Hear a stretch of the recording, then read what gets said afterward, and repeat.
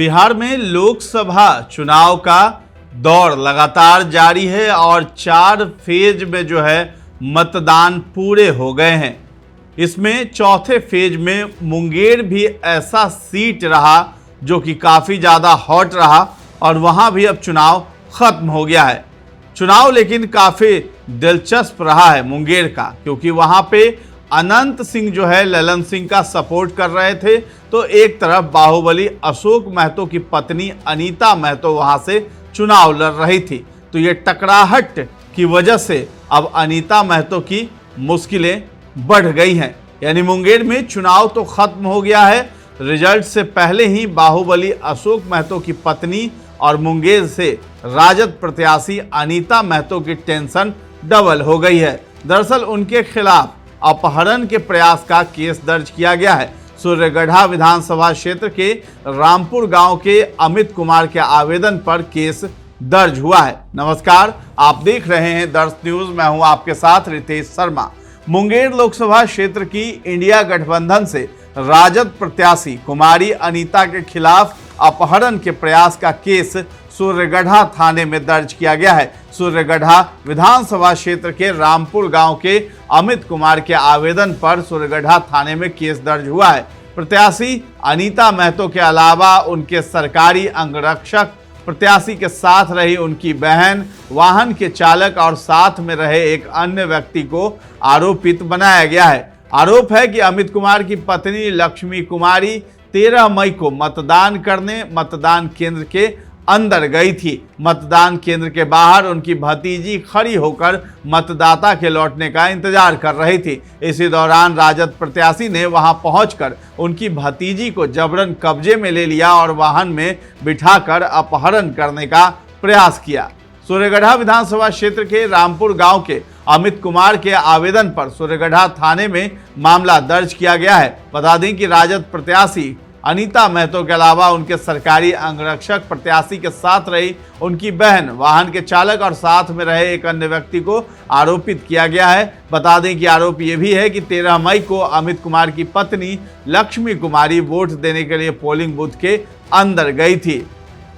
आपको बता दें कि उनकी भतीजी मतदान केंद्र के बाहर ही खड़ी थी और मतदाता के लौटने का लगातार इंतजार कर रही थी। राजद प्रत्याशी अनीता महतो वहां आई और उसे गाड़ी में बिठाकर ले जाने की कोशिश करने लगी। बॉडीगार्ड पर भी बदसलूकी करने का आरोप लगा।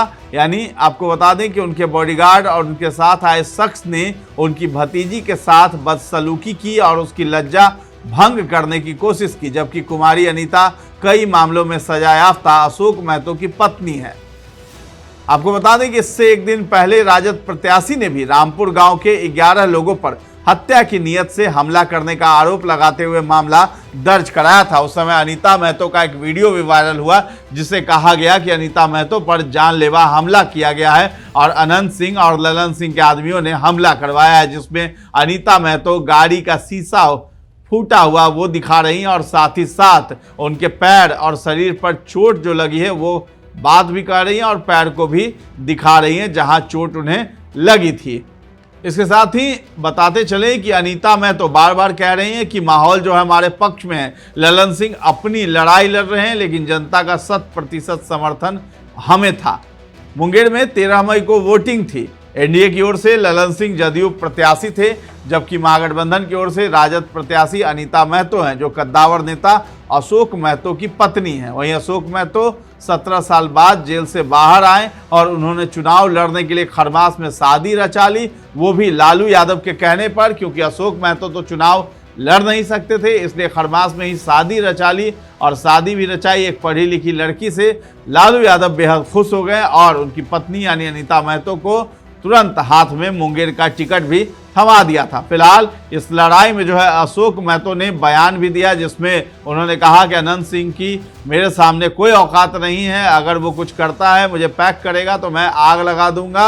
और अशोक महतो फौलाद है, लेकिन एक तरफ अनंत सिंह कहते रहे कि वो अशोक महतो को नहीं जानते, इसका नाम भी नहीं सुने हैं। आप जनता में भी पूछ लीजिए, कोई अशोक महतो का नाम नहीं जानता। लेकिन वोटिंग के दिन कई आरोप भी लगाते हुए देखे गए, जब अनंत सिंह पर खुलकर अशोक महतो कहते हुए नजर आए और फौलाद है अपने आप को बताया और औकात तक बता दी अनंत सिंह को, ये सब कुछ कहते रहे थे। फिलहाल जो है अनीता महतो की टेंशन बढ़ गई है और उन पर भी एफआईआर कर दिया गया है, शिकायत दर्ज हुई है।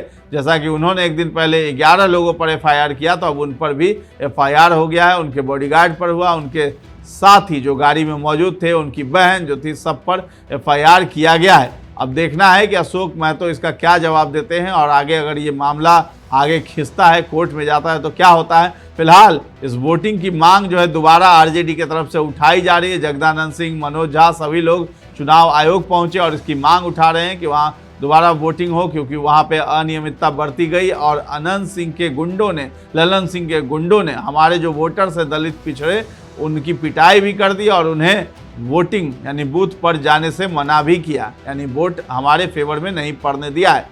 फिलहाल इस खबर में इतना ही है। आपका क्या कहना है इस वीडियो पर, ये सब हमें कमेंट सेक्शन में जाकर के जरूर बताएं और हमारे चैनल को अब तक सब्सक्राइब नहीं किया तो कर लीजिए। धन्यवाद।